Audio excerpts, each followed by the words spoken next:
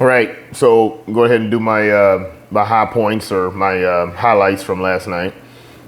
Before we do that, comment, like, share, subscribe, and here we go. When Trump said that that Biden's party would dominate him, I have no doubt in my mind that that's exactly that would happen with if Joe Biden is elected president of the United States. Seriously, he would not be running anything, just like most presidents before him would not be running anything. Now Trump could, I think he runs things, but he might micromanage just a little bit too much. So that's possible that that's not the greatest thing in the world to just want to try to jump in every little part of the government. But I have no doubt in my mind that Trump's actually that's more involved than most presidents are. Trump definitely interrupted way too much. He interrupted way too much. He's got to calm down. And this is just going to, I'll tell you what, I'll leave that for to the end of the video. My real personal thoughts. He didn't talk about packing the court. I thought that was a little weird. He questioned Joe Biden on that just a little bit, and then totally turned off of that. He didn't really want to talk about that. As far as the COVID-19, Biden said that we didn't shut down the economy. But when it came to H1N1, he said we didn't shut down the economy. But that's exactly what he's talking about doing now. He's literally talking about shutting down again. So he's saying that we didn't shut down the economy on H1N1, but then pretends to, or just sits back and says, oh, well, that's what day one in office, he's going to have masks. If they say to shut down again, he's going to shut down again. There we go. That'll be that. Well, he said he trusts the science. Well, we already know this is the party of science. Joe Biden talks about the vaccine is not to be trusted if it's given under Trump, which they've done this before. I don't like when Trump said that there's been no negative effects to his rallies. I don't know why he said that when Herman Cain died. I know that's one person that they could tie to it, but it is what it is. So you can't, that right there, you know, that's not a good look. You know, so now this would have been a good point if there was some himself getting if he had got prepared for debates, which I know he didn't do, but I'll leave that for the end of my video here. But he could have definitely brought up the age range, and people have the freedom to go where they want to go with the age range as far as where COVID affects a person. Okay, here we go. Let me see. There was a good point that Trump brought up that that shutting down the economy is hurting people. That was good. That was a damn good thing. He could have focused on that a little more, but he did pretty good as far as that goes. He was saying Biden would talked about that that Trump would be the only president that came in and had fewer jobs than when he left the administration. But see, the thing is that people say these kind of things, but they totally leave out the fact that COVID happened. They totally leave that out. I'm trying to figure out how can you get that by and act like, because of his pure policy, that's the reason that the jobs have dropped off. That's stupid. To try to leave that out like that did not happen. And he was talking about now when he says people have lost their job, when Joe Biden brought up the people have lost their job and it's mostly frontline workers, this and that. That would have been a great time for Trump to just jump right into immigration. That would have been a great thing. And say, hey, and your frontline workers are losing jobs, and your party and you want to open the border to immigration. He never spoke about immigration. That's his winning issue, and I keep saying it over and over. And leave that to the end of the video. Doesn't want to talk about the release of tax returns. That looks bad. Honestly. Trump should have just went on ahead and released those tax returns right off the bat. That would have been probably the best thing ever. And he would actually, and you say, hey, be truthful with people and just say, hey, I took advantage of loopholes that Joe Biden, and he brought that up. But he needs to just be frank and honest and say, look, there's tax loopholes that I can jump, that I can use. And I'm using what Joe Biden in his 47 years that he voted for. All right, so yeah, you talked about, why didn't you increase the taxes or do all the things that you're saying that you wanted to do? Why didn't you do that in all the years before? To find people on both sides. I noticed that, okay, so I know that there's many people that believe in this lie, that President Trump said there's good people on both sides and that he didn't condemn the white supremacists. He already condemned the white supremacists. And they brought that up. Joe Biden brought that up, and he brought it up because there's a lot of people that still believe that Trump said that there's fine people on both sides, even though we know by looking at the transcript. And I know he said, finish the quote.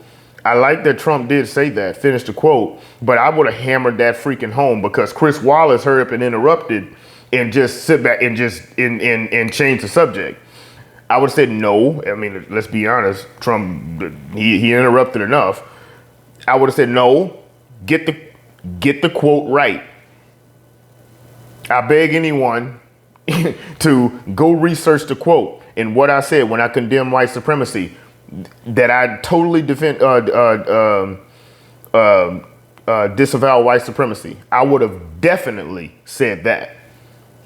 Then then the whole question of the white supremacy thing that had happened later on and at night when he said "Proud Boys stand down." That was, I'll leave that to the end of the video.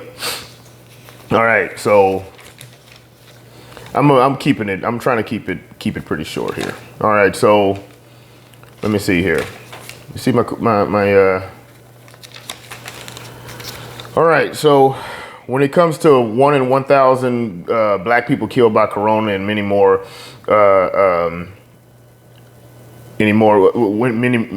will be killed and things like that. That was Joe playing identity politics right there. All that was. That's all that was playing identity politics and trying to say, hey, drive out the black vote because Trump's gonna kill you. Trump did have a good part as far as the police officers. When he said, can't name a law enforcement that the radical left won't, that'll actually support the radical left. He's absolutely right about that. Let's be honest. It's been countless police officers unions that are supporting Donald Trump. There it is. He has no, the Democrats have no, they have no, absolutely none of no support from law enforcement. All right, so, and that would have been a great time. That would have been a great time because when Joe Biden said there's good officers and there bad officers, okay, so that would have been a good time for Trump to jump in there and say, hey, what is ACAB then? All cops are, what about that? Your side is saying, your side is moving like there are no good cops at all. That's the way they're moving when they want to reimagine and do all these other things. When you want to reimagine and you totally want to take something down, that's because you think it's corrupt to the core. Not that you think that there's a couple of good bad officers, like he said. That would have been a great time to bring that up, but Trump didn't prepare. Yeah. And abolish police. You don't totally want to abolish police when, you know, there's some bad officers and most of them are good. You don't do that. So there we go. Critical race theory. Trump obviously didn't do his homework on a critical race theory. I've said this before that the RNC missed a big opportunity for one of their nights in as far as their the RNC, like the convention. One of their nights should have been completely and totally based on critical race theory and talking about the indoctrinating of students. That's what it would have been, to school the American public on exactly what these people are doing. Cultural Marxism. They missed a big. I mean, they could have even had Jonathan Haidt. They could have had Joe Rogan up there to talk, or Joe Rogan having a round table with Jonathan Haidt, Jordan Peterson, and people like that. That would have been a great time. And he could have brought up the Beverly D'Angelo, and they could have brought up all these things. But the thing is that Trump knew a flyover about critical race theory. He didn't really know much, but he kind of knew of he kind of had a flyover. That would have been a great time right there to say, hey,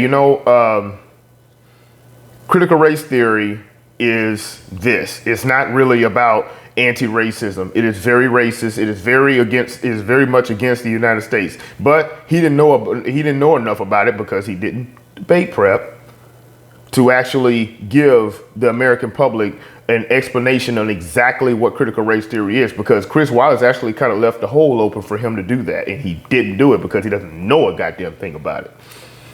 All right, so Biden says he's against defunding the police, but that's what his party is saying. Let's see here. When Biden wouldn't denounce Antifa, he said Antifa is a ideology. That was a hole right there. But I find it funny because Chris Wallace hurried up and skirted away from that. He hurried up and got away from that. Because let's be fair here, we all know that Antifa is a organized group that is honestly wreaking havoc on American soil. That's exactly what they are. But Chris Wallace definitely skirted over that one. When Trump said that he's been attacked from left, right, and above, that he's not lying about that. This man hasn't had a waking moment in his whole presidency. I can't really say. Can we really say that any of his policies will have actually been implemented or totally implemented or anything? He's literally been attacked by his side, the left side, definitely, the media, the world, everybody.